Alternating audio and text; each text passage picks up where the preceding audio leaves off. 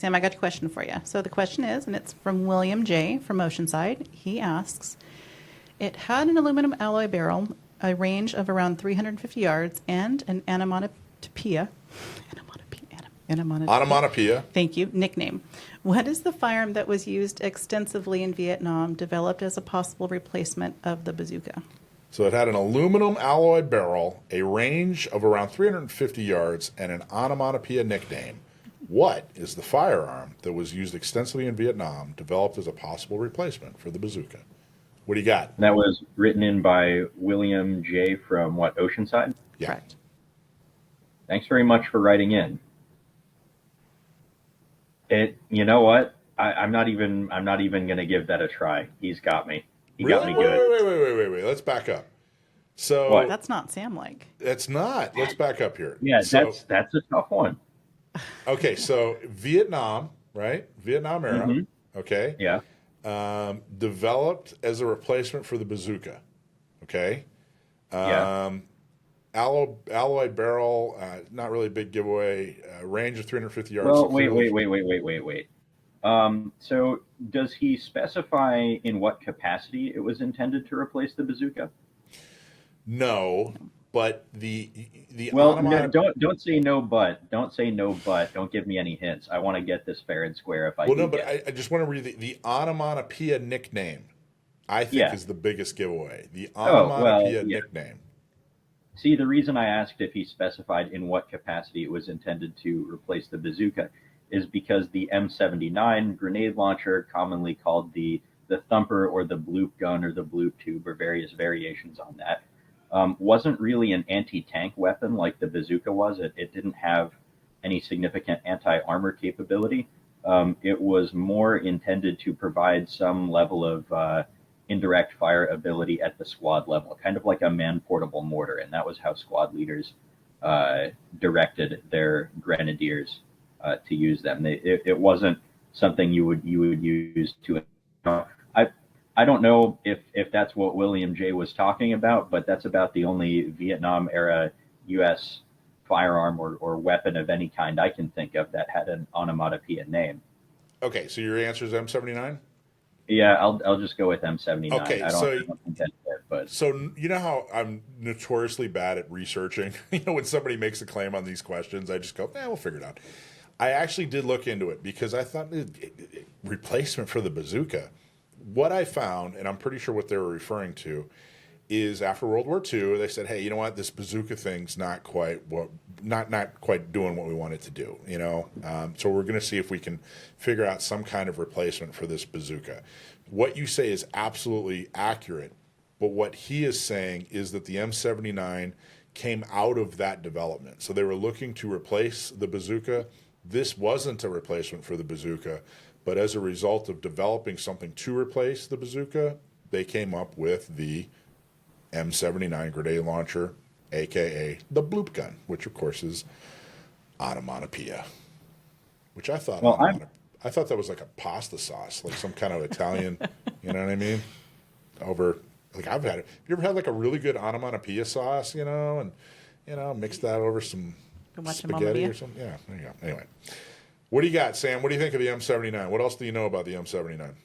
Well, I admittedly am not extremely familiar with the exact chronology of its development process. I know that there was a lot of development work on 40 millimeter grenade launchers in a U.S. military context during the Vietnam War. And some of the stuff that came out of that, one item was the M79. Another result was the M203 underbarrel grenade launcher, which was designed to be used with the M16 and later the M4. And there was a lot of experimentation with integrating a grenade launcher into a rifle. So Project SPEW was a U.S. Army development program to replace the M14 and the M16 with this new high-tech whiz-bang space-age type of weapon. The M16 was only meant as an interim solution, pretty much, until Project SPEW reached its conclusion. Well, spoiler alert, it never did, and the M16 persisted.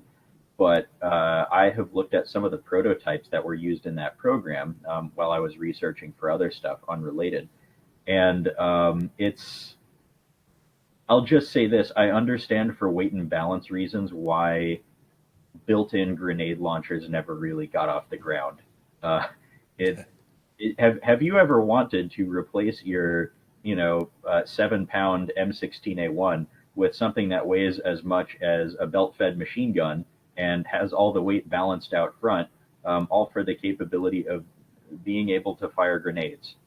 I don't think most people would take that trade. Now, admittedly, I'm not an infantryman, never have been, but my understanding is that virtually every military that has fielded grenade launchers in large numbers has made them detachable for a reason.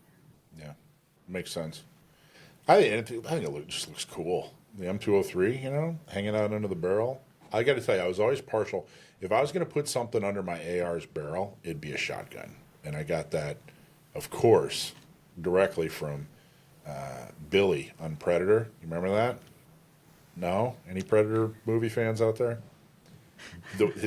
Billy was the big Native American dude that was fighting with Schwarzenegger. Right. And he said crickets. Did I just get crickets for a Predator reference? That's horrible.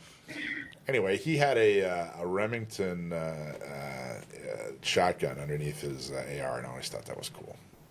So, all right, good job. You nailed it. You got it right. This was a really good question. I like how you didn't let him get away with just giving up. Yeah. Because you know he knows it. Well, this was good. It was a good question because it was informative, and it took a couple of turns, Like, he definitely tried to throw him off by the whole replacement of a bazooka, because it wasn't a replacement. That was what it tried to be. That's where it came from, but it wasn't and isn't a replacement for a bazooka. The onomatopoeia, that's kind of a fun little piece of it. This was a really good. William J. from Oceanside, you did a good job crafting this question. Now, if you do find yourself stuck in, not exactly Vietnam era, but just after Vietnam, if you do find yourself stuck in the 1970s and you need some organic anti-armor capability for your rifle squad, I highly recommend the M47 Dragon.